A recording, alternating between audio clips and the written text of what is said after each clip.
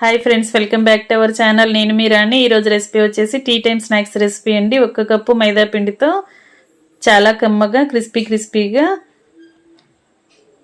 Flowers అనేవి చేసి పిల్లలకి పెట్టొచ్చు. ఆ ప్రాసెస్ అంతా చూద్దాం. వీడియోని ఫస్ట్ నుంచి లాస్ట్ వరకు స్కిప్ చేయకుండా చూడండి. ఇంకా ప్రాసెస్ స్టార్ట్ చేద్దాం. ముందుగా ఒక మిక్సింగ్ బౌల్ తీసుకోండి. దానిలోకి ఒక బౌల్ నిండా మైదా పిండి తీసుకుని వేసుకోండి.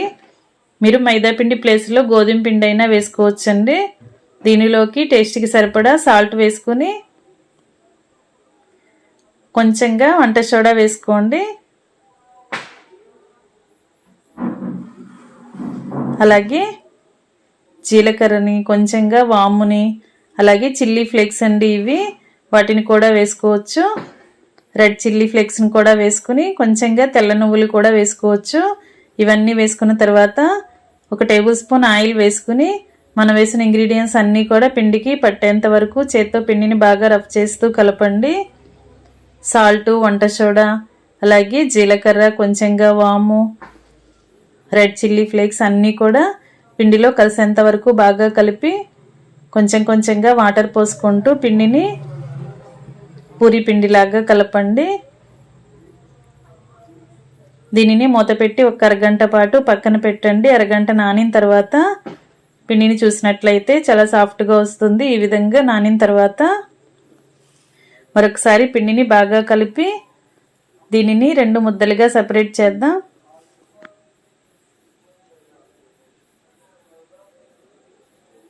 ఈ విధంగా చేసుకున్నాం కదా. ఇప్పుడు పూరీ పీటకి పొడి పిండిని అప్లై చేసుకుని పిండి ముద్దని చపాతీలాగా వత్తండి. ఫ్రెండ్స్, ఛానల్ని ఫస్ట్ టైం చూస్తున్న వారు సబ్స్క్రైబ్ చేసుకుని పక్కనే ఉన్న బెల్ బటన్ క్లిక్ చేయండి. నేను పెట్టబోయే రెసిపీస్ అన్ని డైలీ మీ ఫోన్కి నోటిఫికేషన్కి వస్తాయి. ఓపెన్ చేసి చూడండి. సింపుల్ ప్రాసెస్తో టేస్టీ రెసిపీస్ని చూపిస్తాను. అన్నీ కూడా ఇంట్లో ఉన్న ఇంగ్రీడియంట్స్తోనే చేసుకునే ప్రాసెస్తో చూపిస్తాను. అవన్నీ కూడా మీకు నచ్చుతాయి. ఇలా వీలైనంత పలుచగా పూరీని ఒత్తుకున్నాం కదా. ఇప్పుడు ఏదైనా బౌల్తో కానీ లేదా గ్లాస్తో కానీ లేదా వాటర్ బాటిల్ క్యాప్తో కానీ ఇలా చిన్న పూరీల్లాగా కట్ చేసుకోండి. చిన్న పీసెస్గా కట్ చేసుకోండి. ఇప్పుడు మిగిలిన పిండిని అంతా కూడా కట్ చేసి పెట్టుకున్న పిండి అంతా కూడా తీసి పక్కన పెట్టుకుని వేరొక చపాతీ చేసుకున్నప్పుడు దానితో యాడ్ చేద్దాం. ఇప్పుడు చిన్న పీసెస్ని పూరీల్ని పక్కన పెట్టుకోండి. నేను చూపించిన విధంగా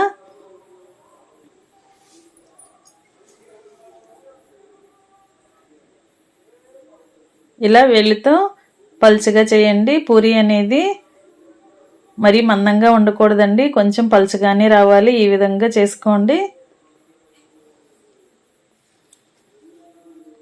ఇలా చపాతీ కర్రతో కానీ వేళ్లతో కానీ ఒత్తుకున్నట్లయితే ఎక్కడైనా మందంగా ఉన్న పిండి అనేది ఉంటే అంతా కూడా ఇలా ఈవెన్గా పలుచగా వస్తుంది. ఈ విధంగా చేసుకోండి.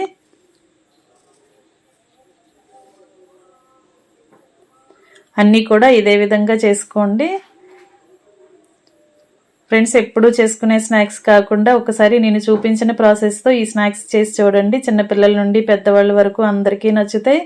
క్రిస్పీగా, కారంగా, చాలా టేస్టీగా ఉంటాయి.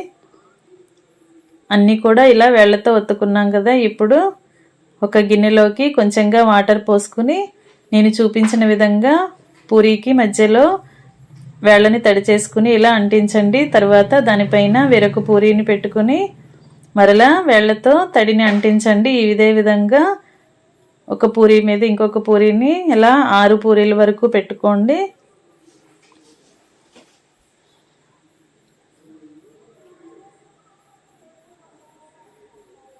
ఇలా పెట్టుకుని మధ్యలో మాత్రమే గట్టిగా ఒత్తండి. చుట్టూ ఇలా సైడ్స్ మాత్రం ఇలా ఓపెన్గా ఇలా వదిలేయాలి. వీటిని మాత్రం అంటించకూడదండి. ఇలా వెడల్పుగా వదిలేయండి. విడివిడిగా వచ్చేయాలి. మనం ఆయిల్లో వేసినప్పుడు, డీప్ ఫ్రై చేస్తున్నప్పుడు అంచులన్నీ కూడా వెడల్పుగా ఇలా ఓపెన్ అవుతాయి. అప్పుడు స్నాక్స్ అనేవి ఫ్లవర్స్ లాగా వస్తాయి. ఇదే విధంగా మిగిలినవన్నీ కూడా అంటించండి.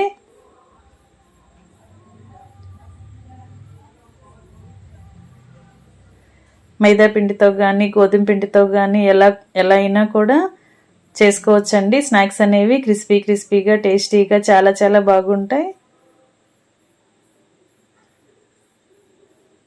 సింపుల్గా తక్కువ టైంలోనే మనం ఎన్ని స్నాక్స్ అయినా కూడా చేసేసుకోవచ్చండి. ఈ విధంగా చేసుకోండి.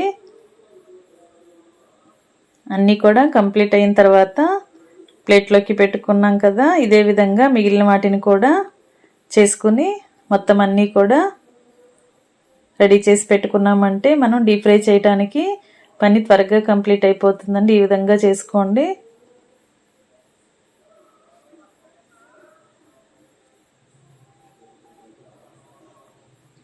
ఛానల్ని ఫస్ట్ టైం వాచ్ చేస్తున్న వారు సబ్స్క్రైబ్ చేసుకుని పక్కనే ఉన్న బెల్ బటన్ క్లిక్ చేయండి. నేను పెట్టబోయే రెసిపీస్ అన్నీ మీ ఫోన్కి నోటిఫికేషన్కి వస్తే ఓపెన్ చేసి చూడండి.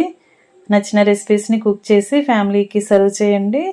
మొత్తం అన్నీ కూడా ఫ్లవర్స్ అనేవి చేసుకోవటం కంప్లీట్ అయింది కదా. ఇప్పుడు స్టవ్ ఆన్ చేసి కళాయి పెట్టుకుని డీప్ ఫ్రైకి సరిపడా ఆయిల్ పోయండి. ఆయిల్ కాగిన తర్వాత ఫ్లేమ్ మీడియంలోకి పెట్టుకుని ఆయిల్కి పట్టినన్ని వేసుకుని గరిటెతో రెండు వైపులా కూడా మొత్తం అంతా కూడా కలుపుకుంటూ ఫ్రై చేసినట్లయితే అన్నీ కూడా ఈవెన్గా ఫ్రై అవుతాయి.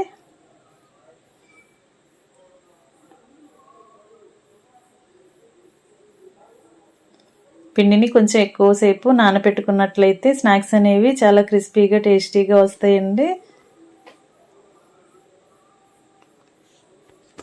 ఇలా గరిటెతో కలుపుకుంటూ ఫ్రై చేసుకున్నట్లయితే లోపల వరకు కూడా క్రిస్పీగా ఫ్రై అవుతాయి.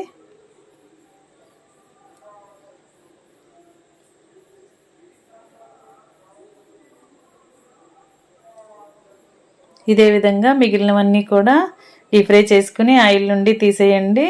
స్టవ్ ఆఫ్ చేసుకుని క్రిస్పీ స్నాక్స్ని సర్వింగ్ ప్లేట్లోకి తీసుకుని ఫ్యామిలీకి సర్వ్ చేసుకోవటమే.